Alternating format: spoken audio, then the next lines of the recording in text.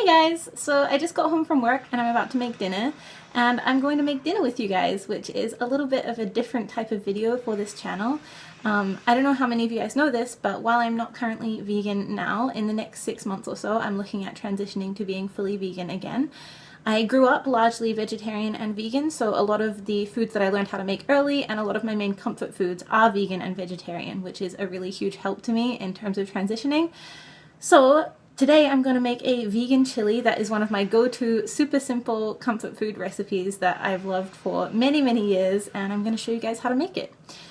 As I said, this is a new type of video, so any kind of feedback, criticism, constructive comments, anything that you guys want to say about it, I would really appreciate the feedback to help me improve and, well, just to see if you guys like this kind of series and see if I should continue it.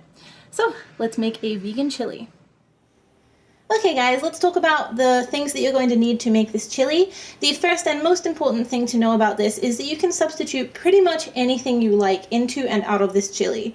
This recipe pretty much changes just depending on what I feel like eating. This would be kind of a classic baseline of this chili recipe that I'm going to show you, except for one thing that I'll mention in a minute.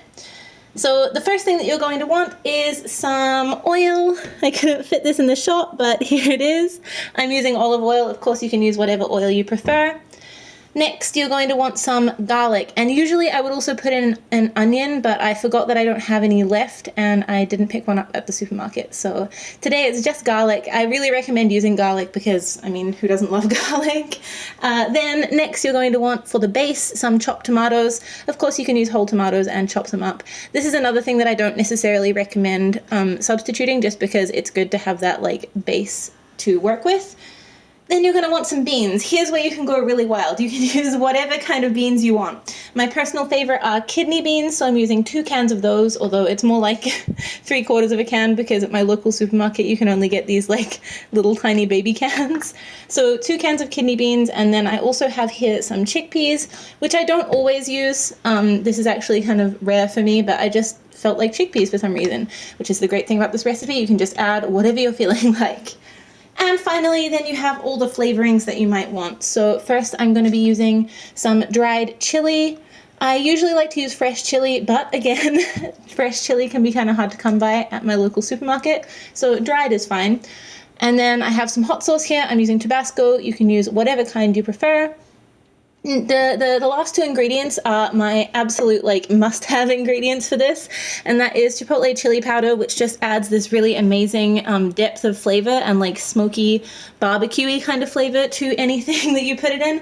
I love chipotle chili powder. Highly recommend grabbing some of this if you don't have any. And then the last thing is jalapenos. I freaking love jalapenos. I eat them out of the jar sometimes. As you can see, there's not too many left of these, so I always put some of these in. So that is all that you're going to need for this, unless you're changing it, which, as I say, is entirely possible to do.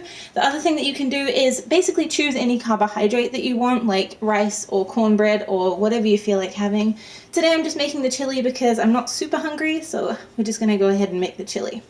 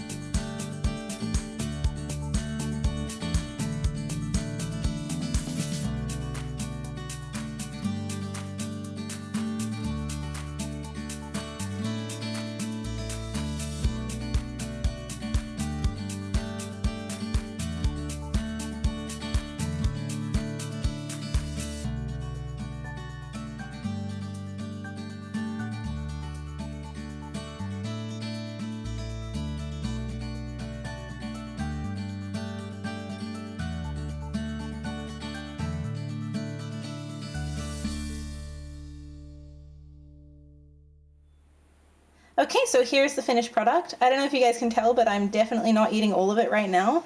One of my favorite things about this recipe is that you can just basically put the leftovers into a big Tupperware container and keep them in the fridge, and they will last for a good long time. So I'm going to be eating this for a good couple of days, which makes me really happy to have my meals pretty much ready to go.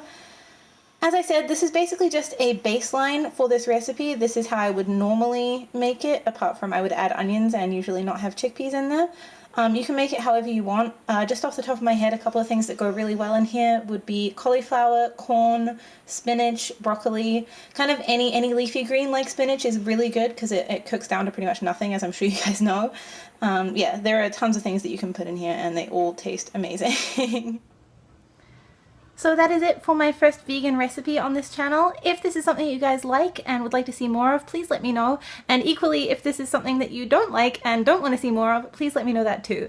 I'm still exploring what I can do and what kind of content you guys want to see from me after I leave Japan, so this is all really important feedback, so just let me know. I hope you enjoyed this one, and if you make it, let me know how it turns out. I'll talk to you next time.